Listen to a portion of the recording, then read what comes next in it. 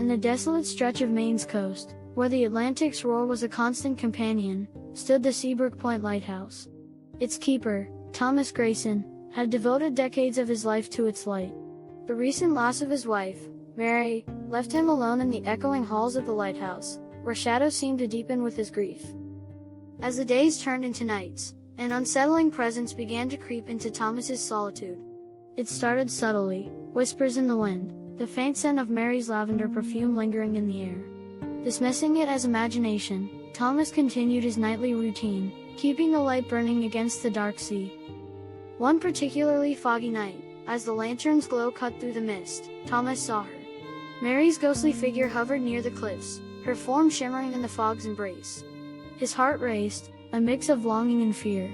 She appeared to be guiding the ship, her hand gesturing with an urgency that chilled him. Night after night, Mary returned, her presence more insistent. She seemed to whisper secrets carried away by the wind, her gestures growing frantic. Thomas watched, unease gnawing at him. Was she trying to tell him something? Warn him of danger? As the weeks passed, the atmosphere grew tense.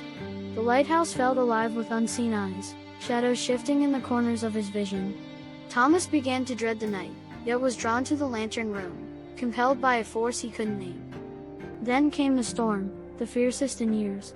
The wind howled with a fury that rattled the lighthouse to its core. Thomas, peering through the rain-streaked glass, saw Mary again. This time, her face was a mask of terror. She gestured wildly, pointing toward the cliffs. Racing outside, Thomas battled the elements, Mary's form barely visible in the tempest. She hovered at the cliff's edge, her finger pointing to a spot obscured by darkness. Heart pounding, Thomas edged closer, his lantern swaying in the gale. As he neared the edge, the ground gave way beneath him.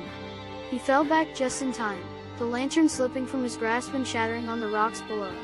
The cliff face had begun to crumble, threatening to take the lighthouse with it. Desperation seized him. What if Mary was trying to save him, not just the lighthouse? With all the strength he could muster, he scrambled back inside and sounded the alarm, the bell's toll piercing the storm's fury.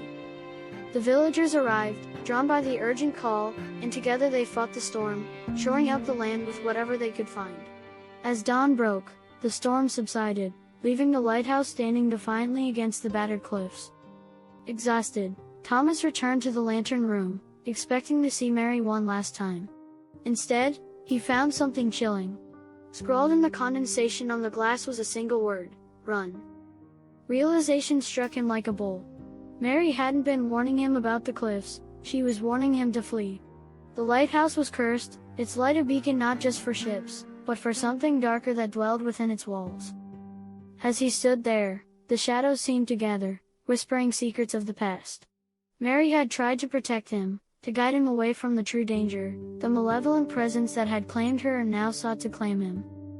With the first light of dawn, Thomas left the lighthouse behind, the whispers fading as he stepped away.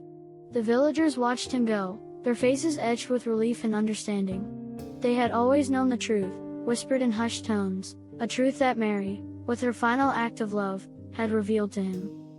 The lighthouse stood silent, its light extinguished, a relic of a haunting that would never end.